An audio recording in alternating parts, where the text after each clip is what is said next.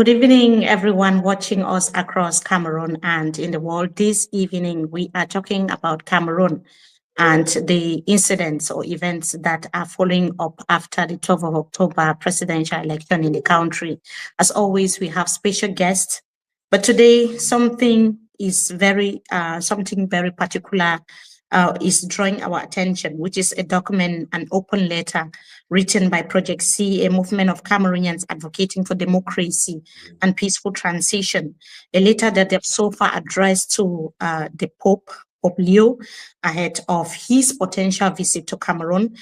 Project C has actually told the Pope to ensure that he speaks the truth and defend justice, and also publicly question and investigate churches' observers' report confirming the real election results in Cameroon, which according to them is showing that Issa Tchiroma is winner of the October 12th presidential election in Cameroon, and that the Electoral Commission and authorities reversed the result to declare Paul Biya the winner despite his age and alleged loss of legitimacy.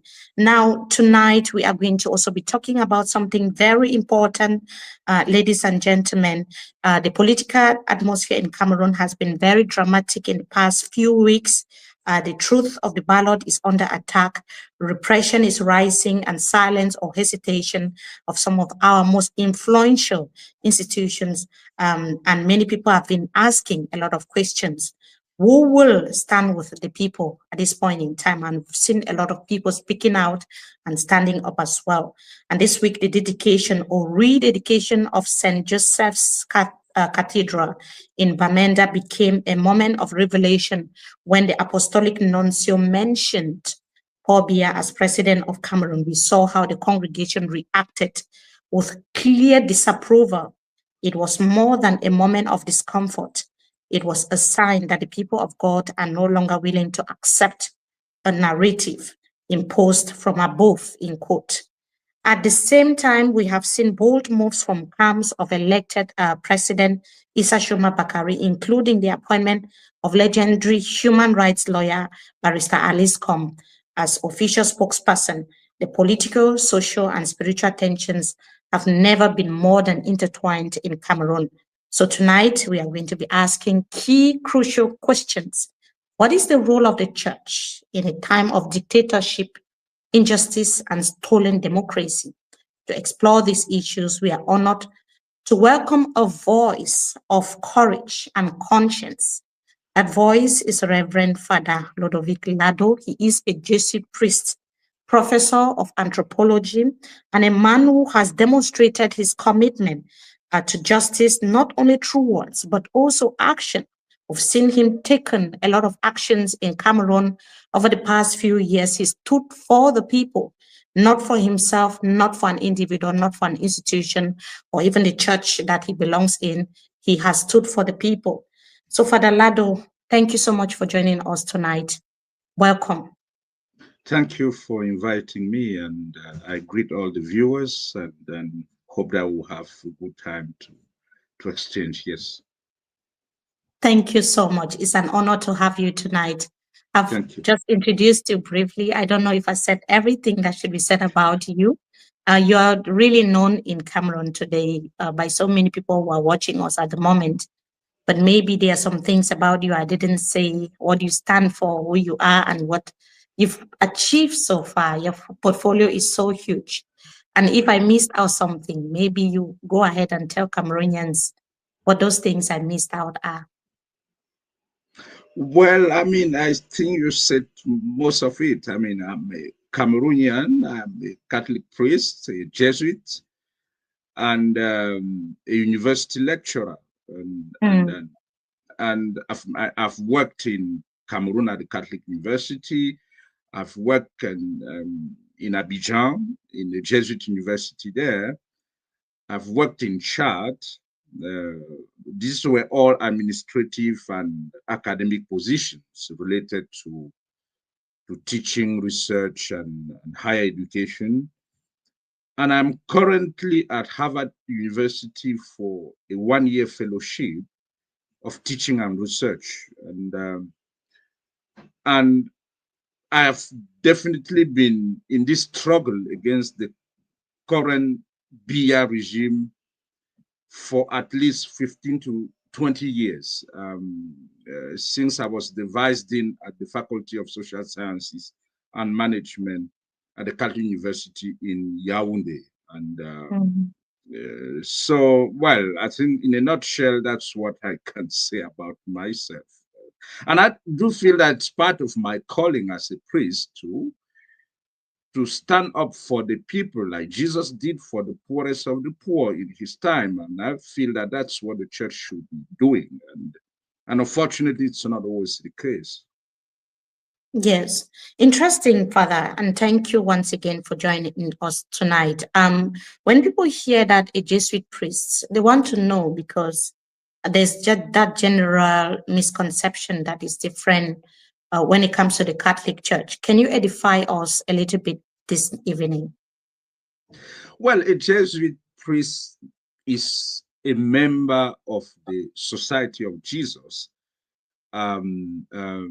generally known as Jesuits, and it's a very old congregation which was founded in 1540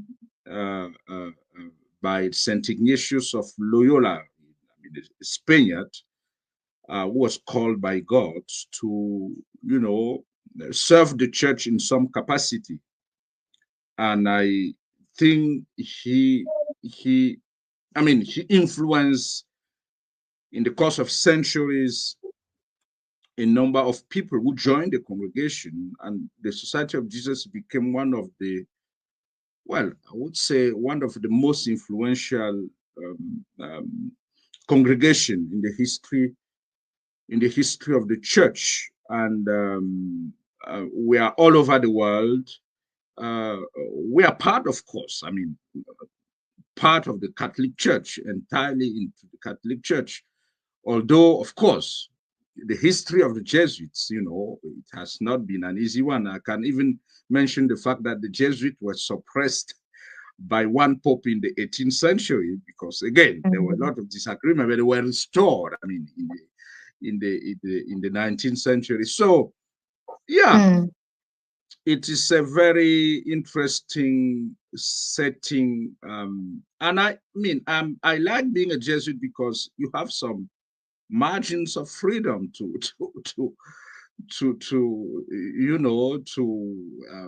express look at the yourself, world, to express yourself, to look at the world, to analyze the world, and because one key word for the Jesuits, one key word for the Jesuits is discernment, which means that people are not around to say, don't say this, don't do this, but they trust that if you have been well trained, you can discern yourself and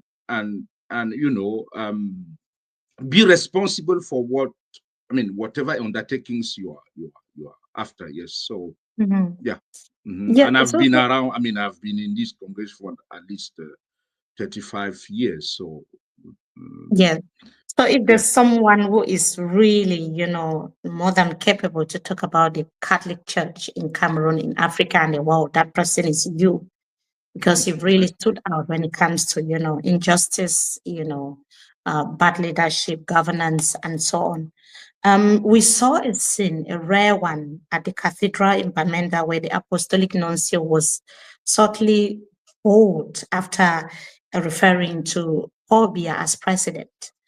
When you saw that, what was your reaction? How did you feel about that scene? Well, for me, it was some sort of, again, I was glad he had that experience. And I'm happy he had that experience. Because... But he was not happy about it, apparently. You mean the nuncio? Yes. Yeah, of course, he shouldn't be happy. Because again, since this struggle, for decades now, I've been challenging the church, kind of warning the church that we may lose touch with the base if we are not sensitive to people's struggles, And that was a first-hand experience for him, because diplomacy, of course, probably we need it in the church, but which kind of diplomacy? you know. And again, I'm not sure the Pope really understands the context, or if he does, then again, he didn't manage it well. But I do feel like some of the bishops do not really help the nuncio to understand the context, because again, you are invited to an event like that, which is of course religious. I'm not saying he shouldn't have been there, but you are kind of, you're escorted by a detachment of the B, which is, I mean, special forces, and so it is. I mean, he was not even like trying to hide it in a sense. I mean, he was very. I mean, it was so obvious that he was enjoying the whole thing, and as if that was not enough, why should the representative of the president or of head of state be at a ceremony like that? Unless probably he gave money for the cathedral and we are not told, which we should have been told as in terms, I mean, as a matter of transparency. If it is if a representative of the head of state was there because the bishop obtained some money from the presidency to build the church, then we should have been told, and then that was probably a way of saying thank you, but we're not aware of that. So now, why should there be a representative of the head of state? I don't know. And especially in a region like the Northwest, we know what the Northwest is going through at the hands of these people who are ruling the countries. I mean, they have suffered martyrdom. And you just come and you think that you can just name president like that. I mean, especially after the recent elections. And we know that the results in the Northwest were scandalous. And again, recently I was just watching a video from a pastor. Yes. I mean, he was literally, on fire because she was, I mean, calling to task, I mean, those who kind of rigged the elections. You know, when you look at the elections results in the Northwest, it is scandalous. And the Archbishop said nothing. But I know he knows the truth. But then you invite the nuncio and he will come up there. And by the way, is the nuncio,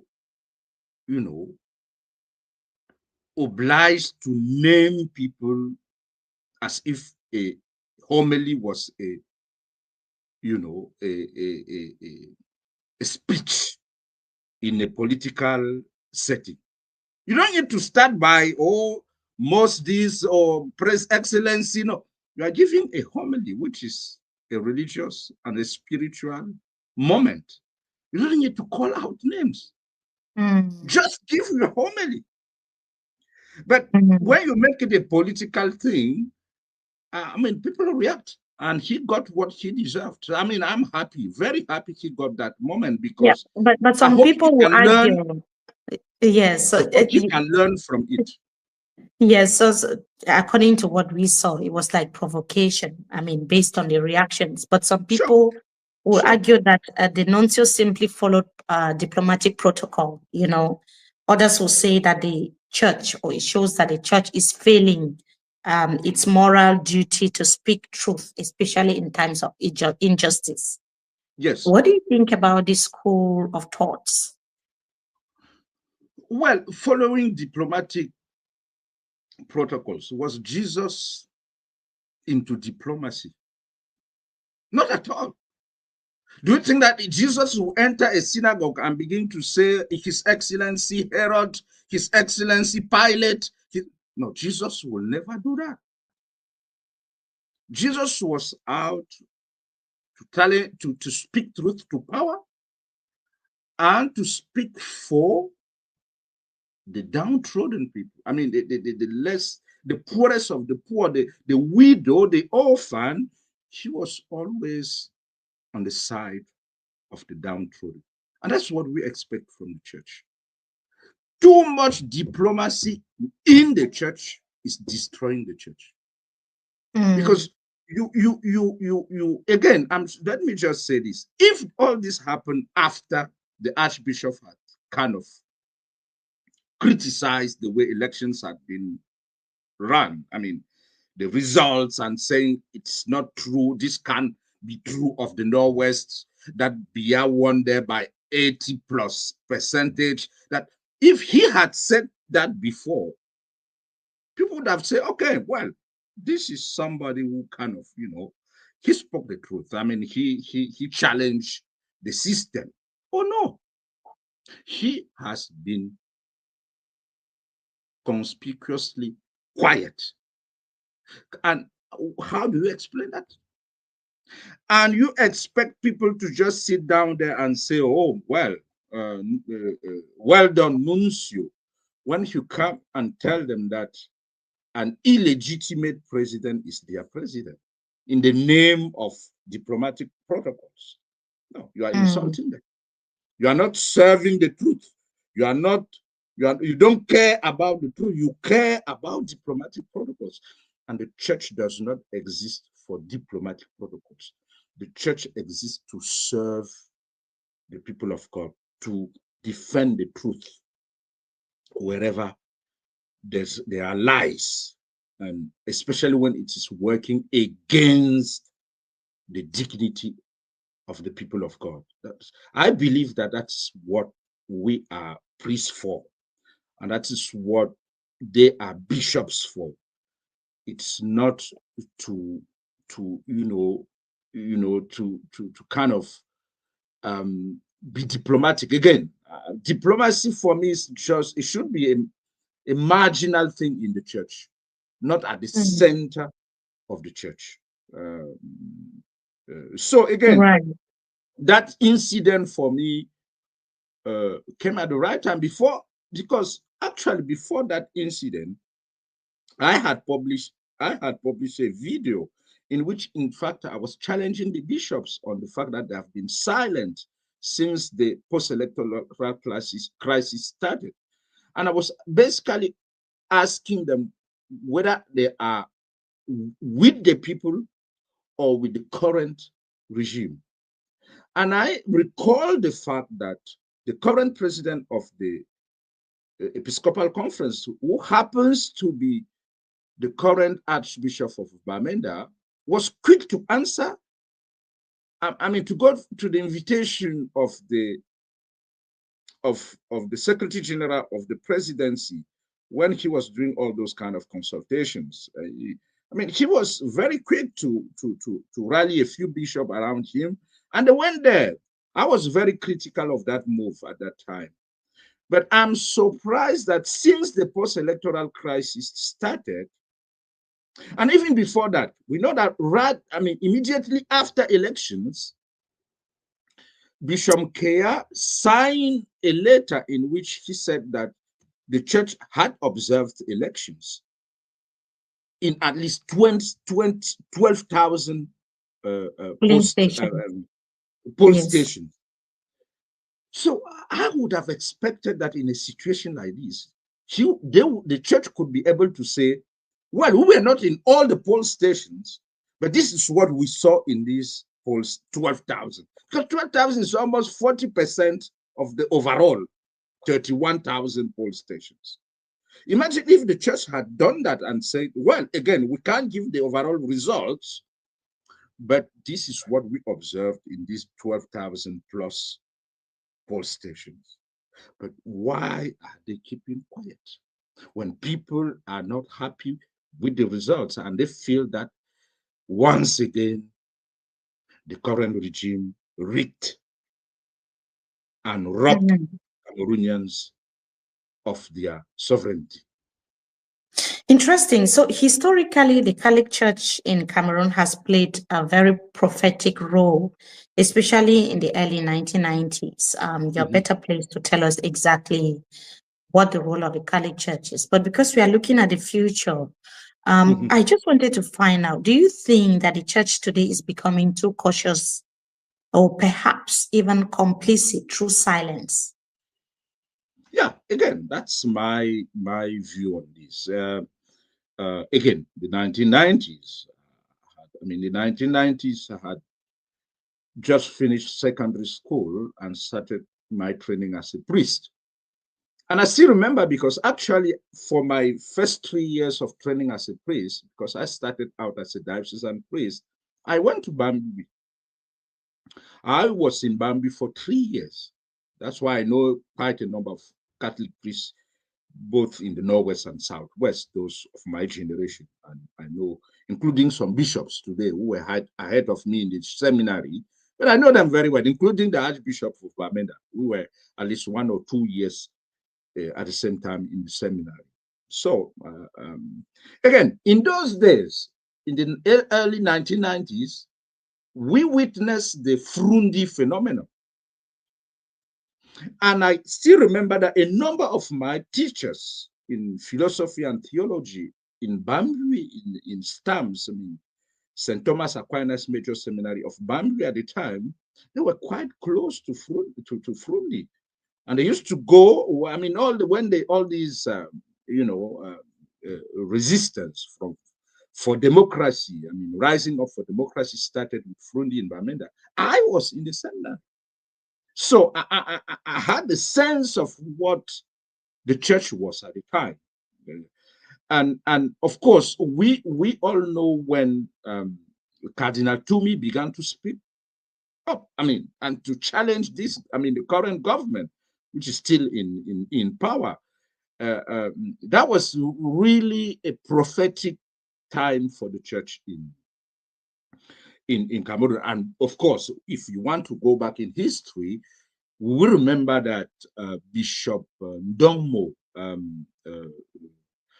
who was Bishop of Konsaba at the time, was jailed because, again, Aijo was not, Aijo kind of accused him of intelligence or with the rebels, the Maquisards, they were calling them at the time, of the UPC and all these rebel movements, resistance against colonialism. But then, after that saga, in the post-1970s, of course, the major prophetic figure at the time has been Cardinal Toomey until his death. May he so rest in peace. But he was a public voice, a public prophetic voice in Cameroon. And since his death, I think that we are struggling. We are struggling. We have a few bishops here and there in the north, in Douala, in Bafoussam, who have been courageous enough to say, well, we are not heading the right way. Do you think there's any reason why it's difficult for the church in Cameroon to really take that strong stance that we are seeing others in countries like Malawi, other countries in Africa doing? Is there any particular reason why it's difficult for the prelates or the church to stand firm and say this is wrong, this is right, this is injustice, this is legitimate, and this is illegitimate? Is there any reason? Well, again, if you take bishops individually, there are few who are trying to do that in very difficult circumstances. The problem now is taking the bishop conference as a whole, because you will realize, you will probably notice that the same people are speaking out. It is always the same people speaking up, and it's always the same people keeping quiet. And again, you can easily identify those who are speaking and those who are keeping quiet. The good question is, why are they keeping quiet?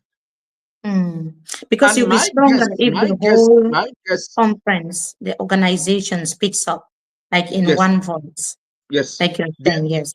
they have not been able to do it strongly. And my guess is that in the current conference, the current Episcopal Conference, there are too many bishops who are mindful of their personal interests. And they feel that if they challenge the current government, they will lose their interest. It is as simple as that. Because I don't see any other reason. Why are they afraid? They are afraid because, again, they have their interest to protect. And if they speak up, they will lose those interests, which is unfortunate for the Catholic Church in Cameroon. Because you would imagine and even hope that the church is out there to stand for the truth. And imagine, just imagine, if the whole Episcopal Conference, and again, I'm not saying this is peculiar to Cameroon, all over the world, including in the US, they have just held their annual conference.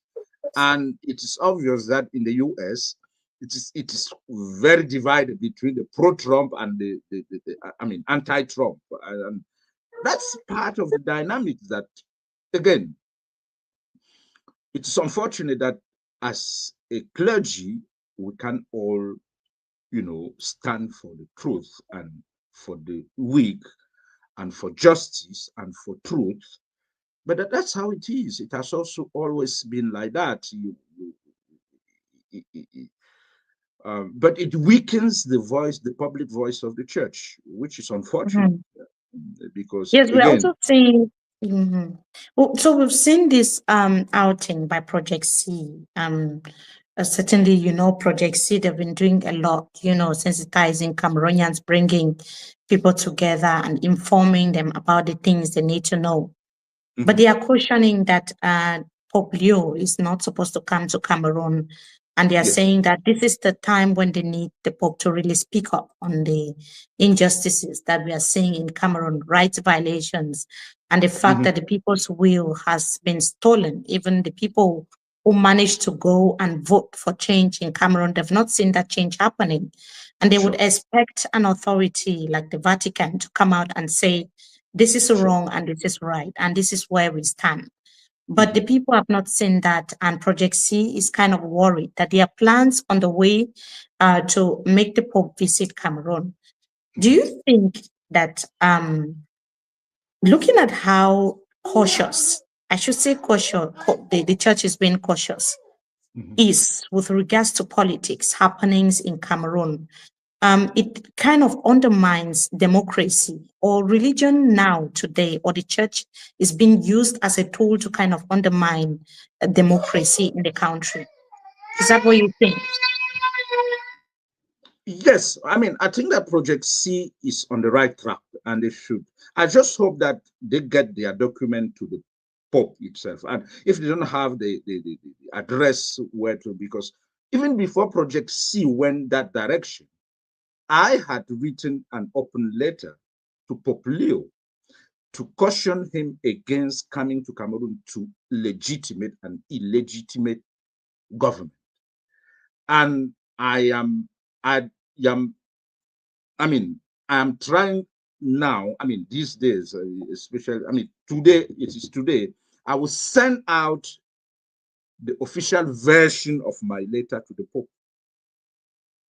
So I'm hoping that if Project C gets that open letter to the Vatican and even to the Nuncio in Cameroon, it can make a difference. And I'm even hoping that if at all we have a sense that the Vatican is not aware of the situation, because it's not the fault of the Vatican. The Vatican can only act according to what they hear from bishops and from the nuncio. And if the nuncio and the bishops have been telling him, no, come, it's all nice. Don't worry, the environment, and that's probably what they have been telling him, because some envoys from the Vatican came recently to Douala to kind of look at the initial steps of how to organize such a trip for them. And for me, it's very unfortunate that when the Cameroonian people are struggling to reclaim their sovereignty and for the manifestation of the truth, that the clergy, especially the bishop, are only concerned about bringing the Pope to Cameroon. And when I say this, some people will argue that no, maybe the Pope will come and maybe help solve the problem. That's not the role of the Pope. The Pope will not come and solve your problem for you. I mean, the Pope can only come and encourage you to be good Christians and things like that. But the problem is that these guys want to use the visit of the Pope as a legitimacy stamp on their illegitimate government. And so that's what we must fight for, that Catholics really believe that the church should stand for justice and peace. Again, we are not against, of course, not at all against a papal visit to Cameroon. I know, I mean, I'm a priest. I'll be happy to welcome the Pope in Cameroon. But the question, but not now. Not now. And I keep telling people that those who think that the Pope will come and things will be better, that no, this government, this regime has already welcomed three papal visits. You know, they have already handled 3 papal visits, 2 with John Paul II and 1 with Benedict. And the presidential couple, I mean, Paul Biya and Chantal, even went to, because Francis couldn't come to Cameroon, they went to Rome, and they were received by Pope Francis, the last one who died. So if that could help our country get back on track, we'll be back on track. These guys don't care. They don't care about justice. They don't care about truth. They only care about their image. And it is a pity that the church will help them in this kind of dirty game of just, and because again, you see, even this kind of visits, who will pay for it? Not the church. It is the government. And the government doesn't care where they take the money to pay for this kind of visits. These are, hundreds of millions to bring the Pope around and move him around, things like that. This is a lot of money. Again, I'm not just worrying about money. I'm worrying about what message that will send out to people. That the Pope can just come. He doesn't care about the government is legitimate or not, whether it cares about the poor or not. It just comes, it's for, I mean, people sing and dance and are happy. And when he's gone, we go back to our old demons. No. It is, that's why, again, I'm hoping that even beyond Project C, if we feel, because I saw that, I saw the letter you are referring to, it is signed by 2 well-known figures in the public space in Cameroon. But I'm hoping that beyond that, if we have the impression that Vatican has not really got the message, then we must initiate now a more popular kind of, you know, some sort of open letter. Yes, action, where we get thousands and thousands and thousands people sign a petition to tell the Pope, we love you, we want you in Cameroon, but not now.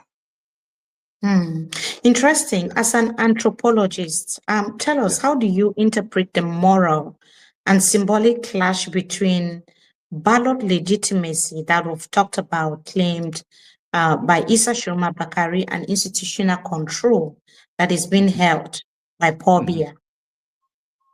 Well, it is, I mean, it's an old, you could say, conflict or, conflict between legality and legitimacy. The current regime, having sworn in Paul Biya, they have the legality, but they don't have the legitimacy, and they know it. President-elect Tchiroma has the legitimacy, but not the legality. But what is more important from a moral point of view is legitimacy. Because legality without legitimacy is theft. means you have stolen. And so again, it means it is an illegitimate reigning government should be thrown out by all means. That's why I'm again still hoping that when President-elect Tchiroma has settled, that more actions, that there will be more actions again in Cameroon, because I'm not sure we can really challenge this reigning illegitimate government just by doing outside diplomacy. I don't think it's enough. We must get things going in Cameroon. And I'm also hoping and praying that to support the action of President-elect Tchiroma, so that we can kind of, put more pressure on this current government. That probably the diaspora, the least we can do, actually to also help him get a sense of the way ahead, is that I'm hoping that the diaspora can, especially those who are supporting the action of Tchiroma, then we can get together around an international conference for the refoundation of Cameroon, to kind of get a blueprint of where we want Cameroon to go next, because we can't reduce it to Tchiroma's party. I keep insisting that, of course, Tchiroma was the instrument of God's instrument at this particular time in history. But we should be honest about the fact that this was more a referendum against Paul Biya regime than some sort of, plebiscite for Tchiroma. And I feel that in the current situation where Tchiroma has been forced out of the country, he should rely as much as he can on the diaspora. And I think that the results of the elections from the diaspora were clearly and largely in favor of Tchiroma. I think this is one tool he should explore a bit more as he struggles to settle somewhere and, continue his resistance. And again, I hope that the diaspora can really support his action, and hopefully it will help us keep some pressure on this illegitimate government. Yeah, so do you think that, because when we are looking at the things that are happening, it's interesting to see that you're saying that the actions should be really global if we want to achieve something that cuts across, for everybody to feel like they belong, involved, and so on. And with all these problems that we are seeing, all the issues with legality and illegitimate leadership in Cameroon and so on, does it tell us that Cameroon has truly never experienced democratic alternation at all? Well, that has always been my point of view. The only novelty this time is that, and this is again something we have to credit Tchiroma with. I mean, former leaders. We saw in 2018 with Professor Kamto. They tried to challenge the election results, but we know the outcome. I mean, they were jailed, and because again, people were, easily jailed, and I think that's probably one of the reasons why the President-elect Tchiroma chose to go abroad. But my point of view has always been that probably since 1992, because yes, there have never been democratic elections in Cameroon. The only difference now is that we were able to prove it. And I think it's one step, it is one good step in the direction of democracy, that Cameroonians have realized that the only way for them to, expose the corruption of this regime and the rigging of this was indeed to not just to vote, but to stay there and wait until the results of each polling station are out. And we are lucky these days, again, that we have all these phones and people can film and they can go out there. I think that's what made the difference this time. And they were not, the current regime did not expect that level of exposure. And the fact that, and I think that this was very smart from the from Tchiroma teams, that they kind of collected the results of the main regions, because they claim that the results they put out there, if you were able to win in those divisions, you could claim victory, which makes sense statistically. And so it was a very smart move, I think. And the results are out there again, and you can see that the government has never tried to challenge them on that, in that field of saying, you said this is the true results in this division, but this is what we have. You said, because if Elekam or the state, if they were really out for the truth, they would have just published all the results, one polling station after one polling station. They have, you will see that Elekam has never put out in public any result. And that again shows us that it is a system, it is a fraudulent system, and they have always operated like that. They have always operated like that. And so again, the credit and to the Tchiroma movement and team today is that they managed to put that fraudulent system out with the help, of course, of the people at the grassroots level. I'm just hoping that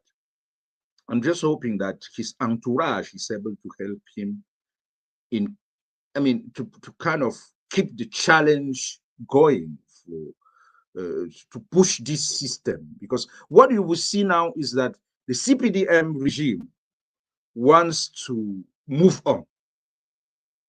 And you consider that busy trying to organize regional elections, but their hope is just that this will be behind us and they will move on and continue to do what they are used to, which means, but no one is moving on as we are coming. No one is ready to move on, because as we are having this conversation, I can see everyone is interested. So where is what is happening? What has Tchiroma said today? So Tchiroma is not disappearing anytime soon. And yesterday we actually took a very historic move and appointed Barrister Alice Nkom as spokesperson of the Tchiroma elected presidency. Can you tell us what this move signifies? What is the symbolism of this move? Well, again, I think it is a smart move, although a risky one, because Barrister Alice Nkom, of course, is a well-known public figure in Cameroon, a famous, I think she was one, if not the first Cameroonian woman to kind of, rise to that position as a barrister,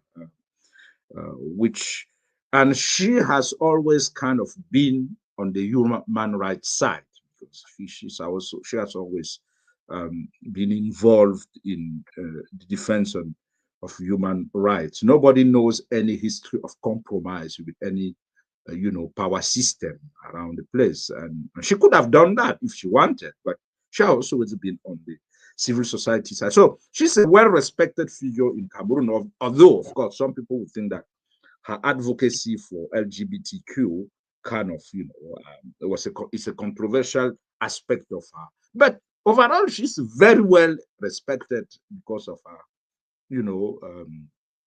ethics and steadfastness and, integrity and things like that. So it is a good pick, definitely, for this resistance, because all the other major resistance figure in Cameroon now are in jail. could say, especially regarding the Tchiroma's movement or current struggle.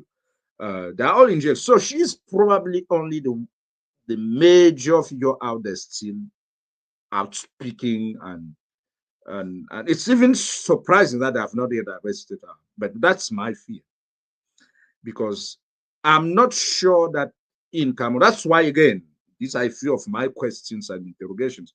I'm not sure that she can speak out, for example, like hold a press conference in favor of the president-elect Tchiroma in Cameroon. They will not allow her. And so, but now, whether they will go as far as arresting her, that's something we need to be careful about. And I'm hoping that they have a plan B in terms of having, at least in the diaspora, somebody who can act as a spokesperson if all people, I mean, all the major figures in Cameroon are jailed, that somebody can still speak out for Tchiroma, especially from the West.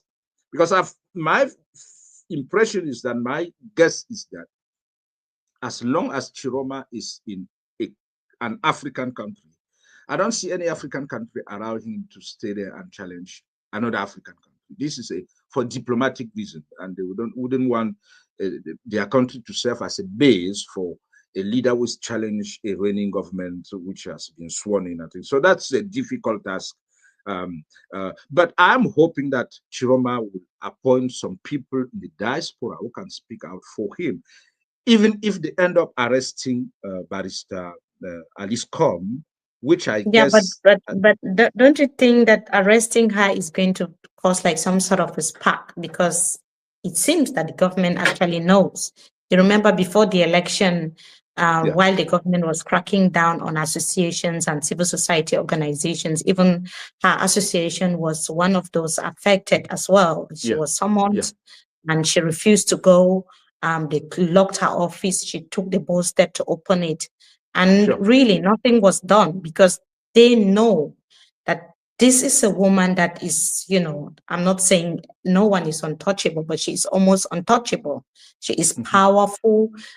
People believe in her. She embodies that motherhood that people see in female personalities. And she's one of those people that if touched now in Cameroon, it could just worsen the political situation in the country. That could be something that, like you said, was a very smart move. But the government also is aware what could potentially be the impact if she is touched by anyone. Sure, I agree. I mean, again, it was a smart move. That's why I think it's the right pick. But knowing this government, if she really becomes a threat to them, they will arrest her. I mean, I'm saying this because I remember that during the Anglophone crisis, they went after somebody like Paul, who was, I mean, a high magistrate. I mean, he was in a high position, I say, in the judiciary, but they arrested him, they jailed him. Of course, in political action, you never know what will be the next move in terms of how people will react. But knowing this government, if Barrister Alice Nkom really becomes a threat to them, they will arrest her. And they will use violence as they use during the protest. Even if they kill people, they don't care. That's why I'm saying that it is a smart move, but they should have a backup in the diaspora. They should have a backup in the diaspora. But if you are in Cameroon and you are openly supporting President-elect Tchiroma, as long as they don't feel like you are threatening them, they can leave you alone. But if they really feel that because you see, the problem now is that since he has been sworn in, I mean, President Biya has been sworn in, any action from a Cameroonian in Cameroon in favor of Tchiroma will be interpreted as sedition. I mean, like, rebellion against, I mean, they have all these terms to kind of go after you in terms of. Now, the issue is, will Cameroonians rise up to defend Barrister Alice Nkom if she is arrested? Because for me, that's key. And my problem with the Cameroonian protest or rebellion right now is that those actually going into the streets are the poorest of the poor, not the middle class, which I don't expect. Actually, middle class have never actually been a tool of revolution. It always come from below, from the peasants, from the poorest of the poor, the marginalized. So the question now will be, if she is arrested, will that spark another,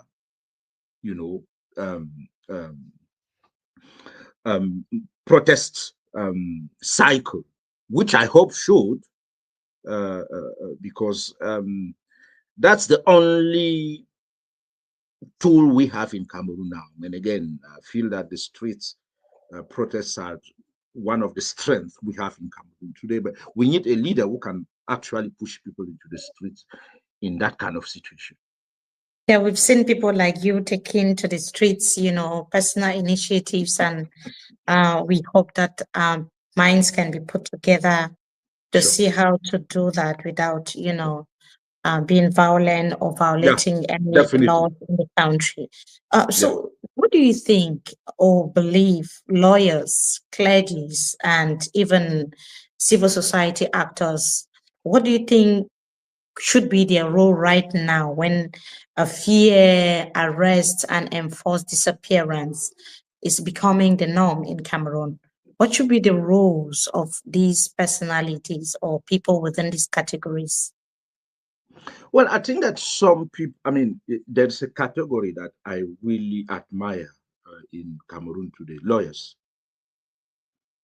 And these are mostly lawyers related to the MRC, the Camptos party. And these lawyers have been very courageous,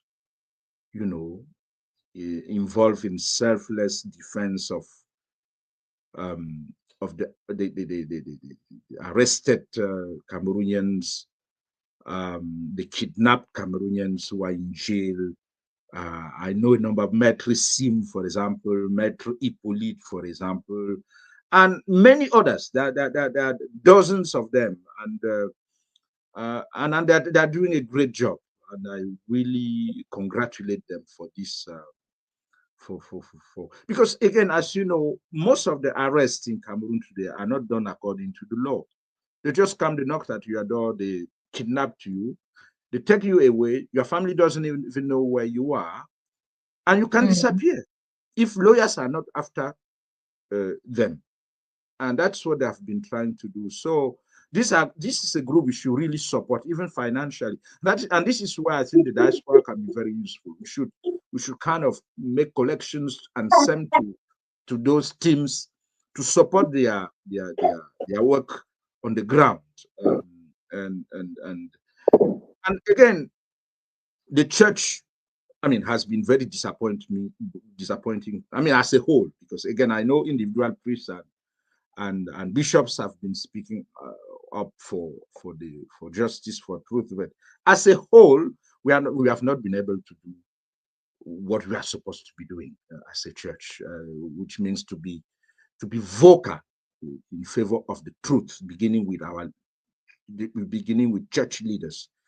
We have been mostly concerned about our liturgical celebrations, big ceremonies, and sometimes too close to these guys in power, persecuting Cameroonians.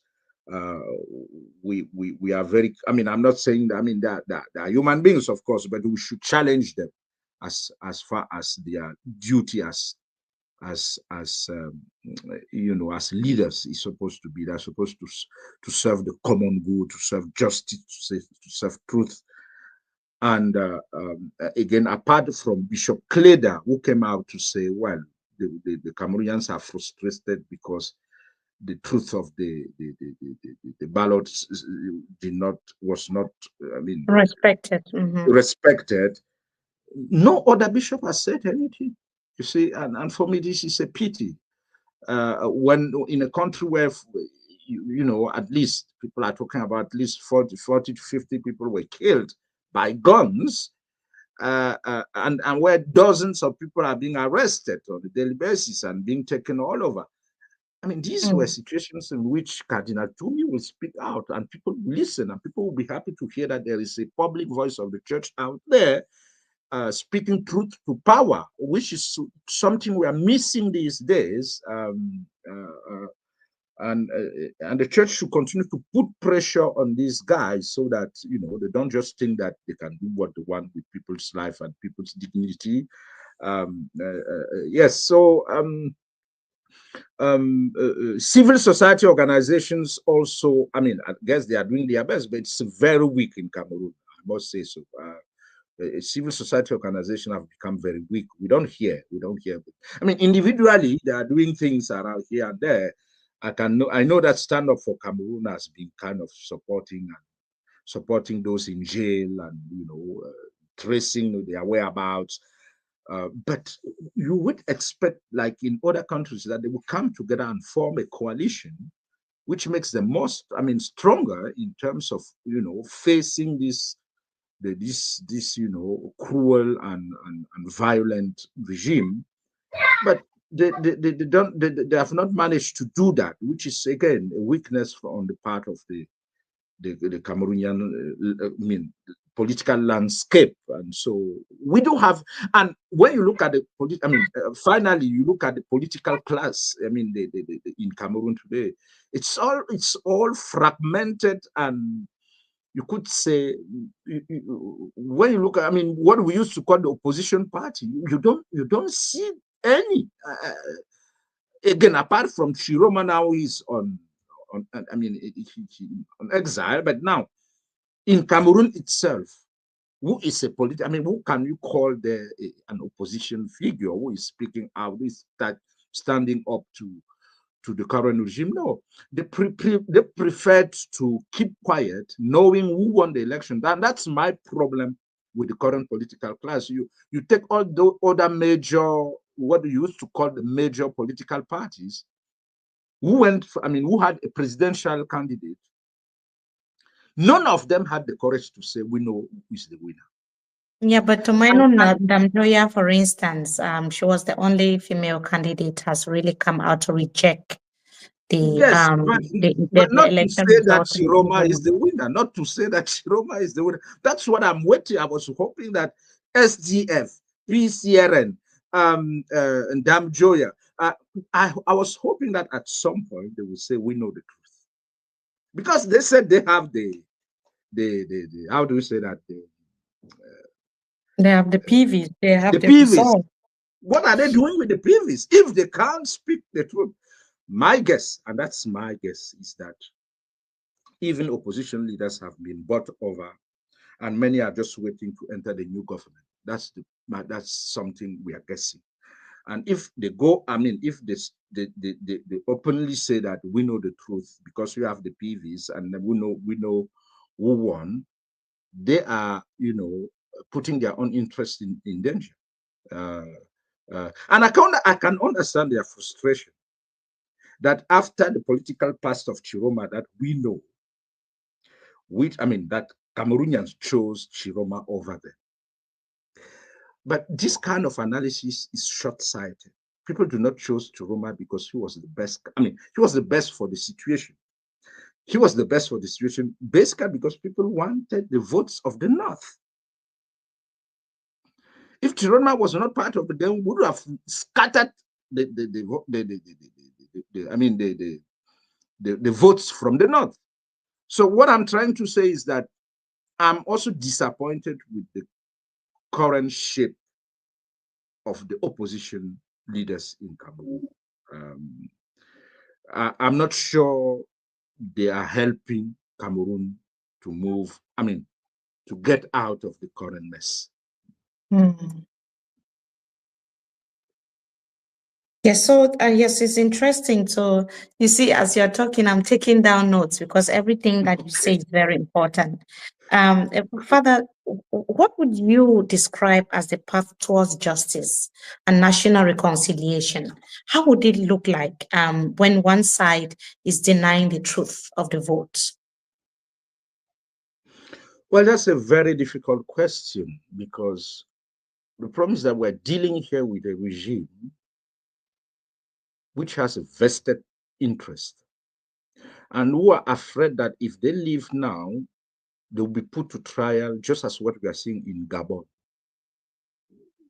Put in and they want to hold on to those vested interests and continue to plunder as they have done.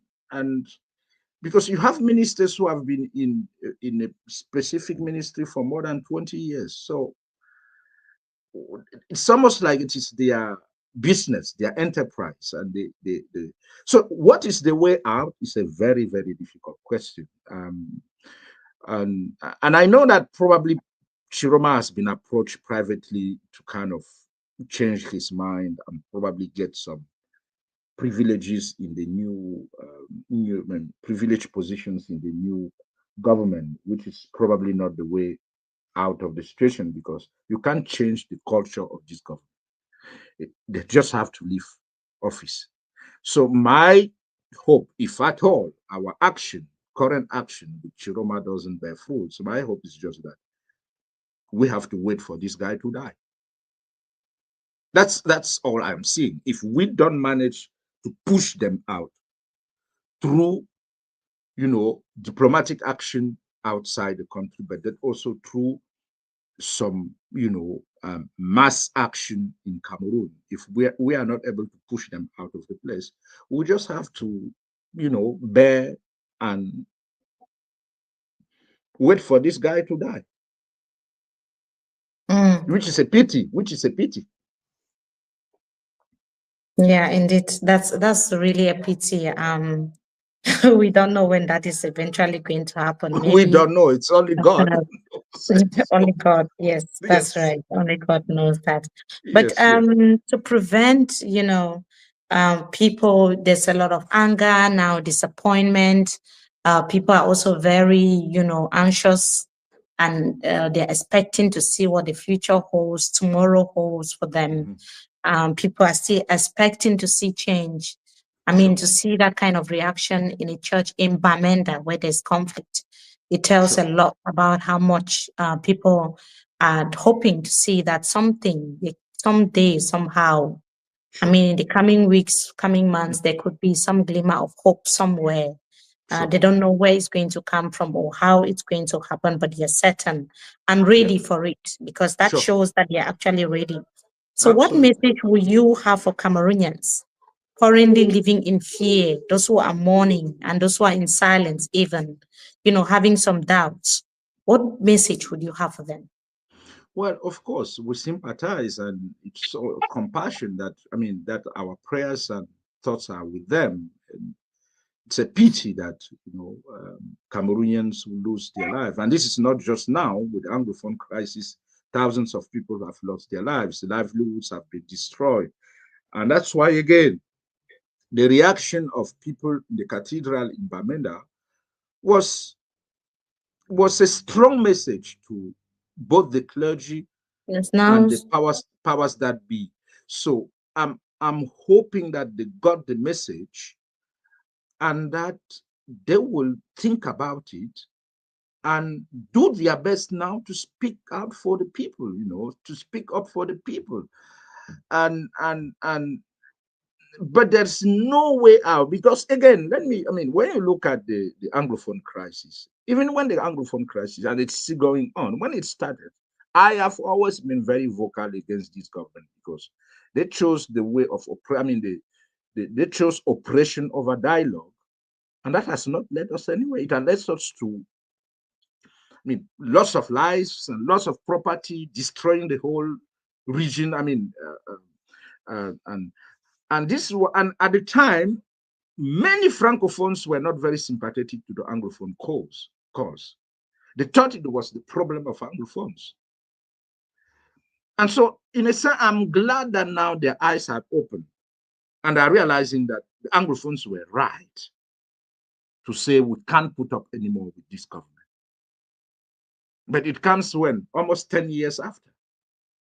If we had joined hands in those days to fight, probably would have succeeded. So it's sometimes they say better late than never. But again, there is no way out of this kind of situation than to fight and to stand up for the truth, to stand up for the poorest, to stand up for the weak. And this should be the role of the church. And I'm again hoping that the incident in Bamenda Cathedral, is keeping them thinking and meditating on what does that mean? Because again, it came spontaneously from below. I don't think people planned that. No, it was a spontaneous reaction. Yes, to this kind of insensitive diplomacy, which tends to care more about what the politics or political guys, the powerful would think about us instead of caring about what people are feeling below. So it is a wake-up call, I hope so, for the clergy, and that, well, that will keep them thinking, and also for them to take action regarding the struggle of the people and regarding justice.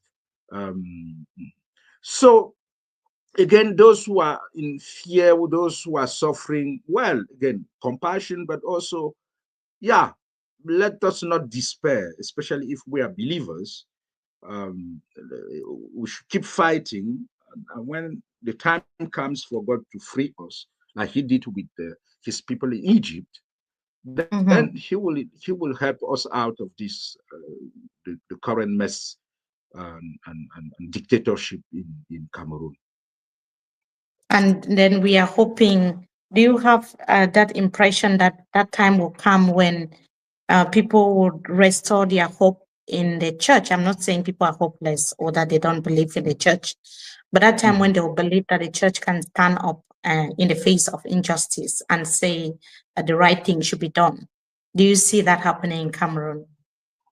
Well, I will obviously continue to encourage individual bishops who have been very vocal to continue to speak up for justice and for truth and to defend the poor.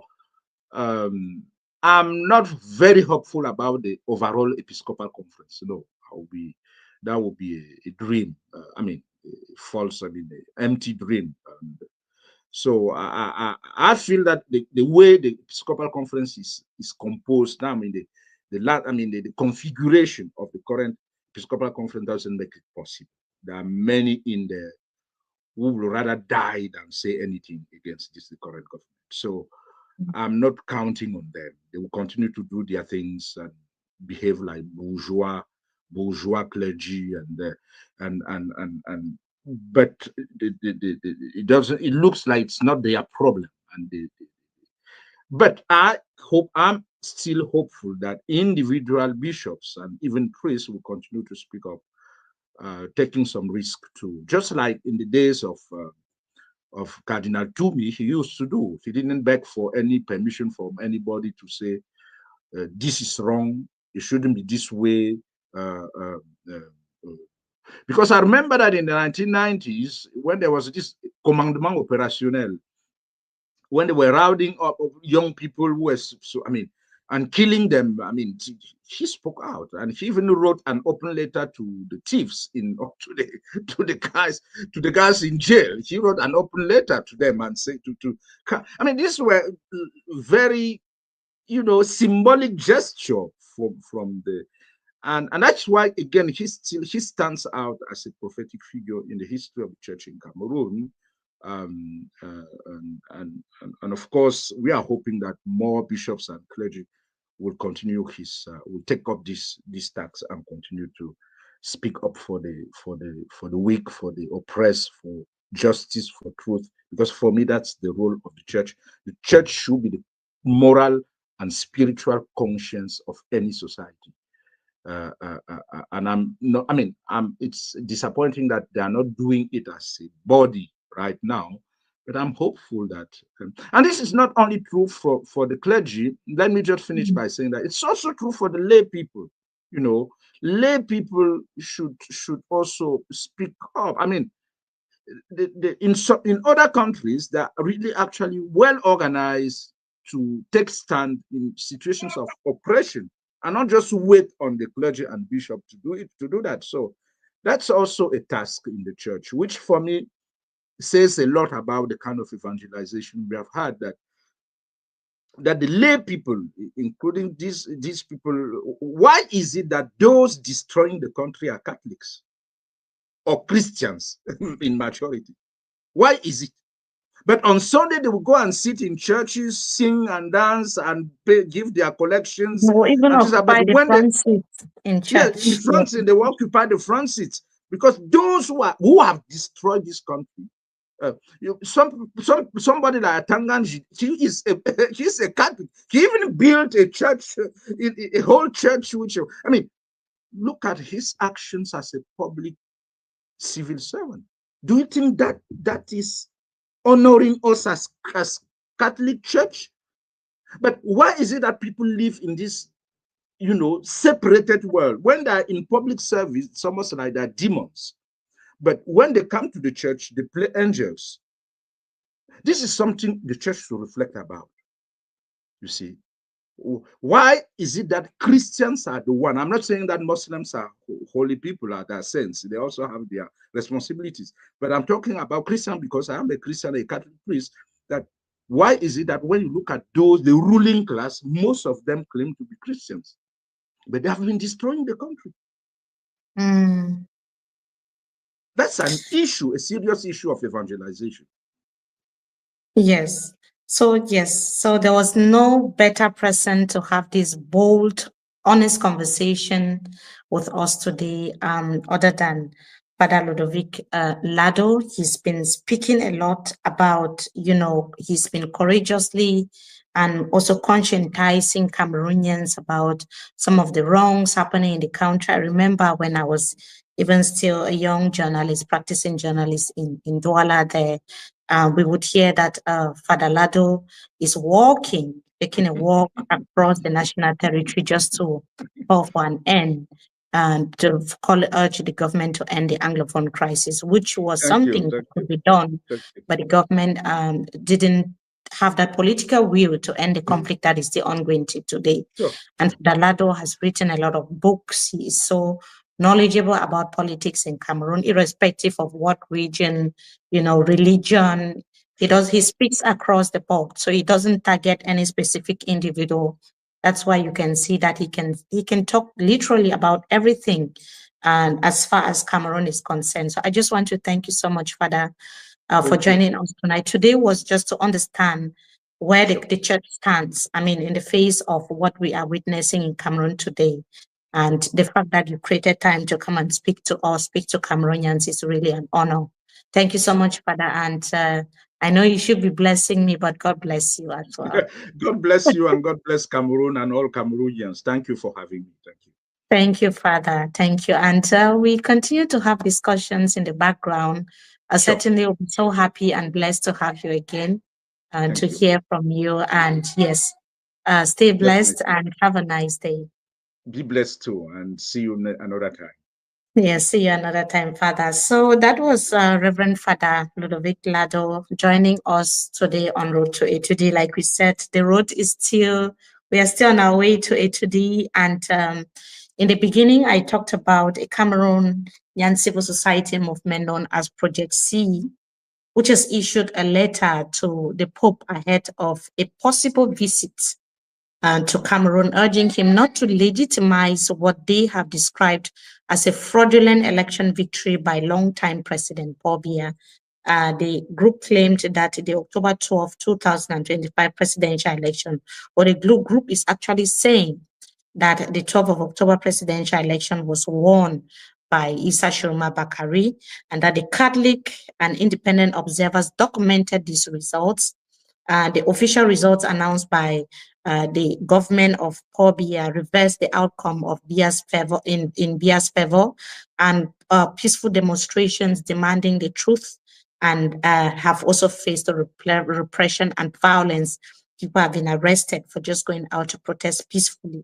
Now, Project C is also accusing the Catholic Church, as well as its leaders in Cameroon, of remaining silent about the alleged fraud, calling this a total betrayal of the Christian principle of justice and truth.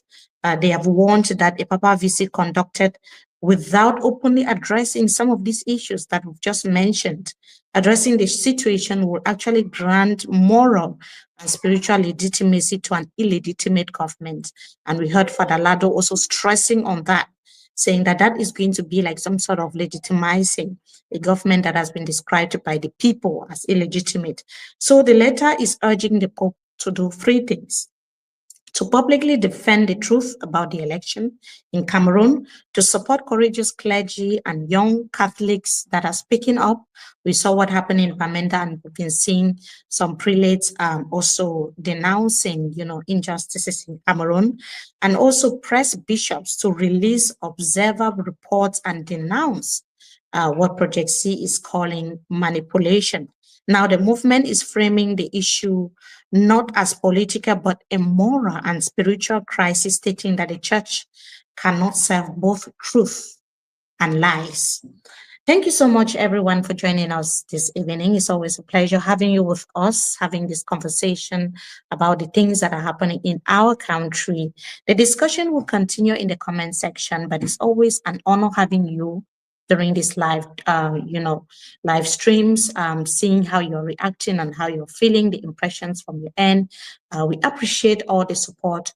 We appreciate you wherever you are joining us from, that the conversation, and we can only assure you that the conversation continues and will not end until the people's will is respected.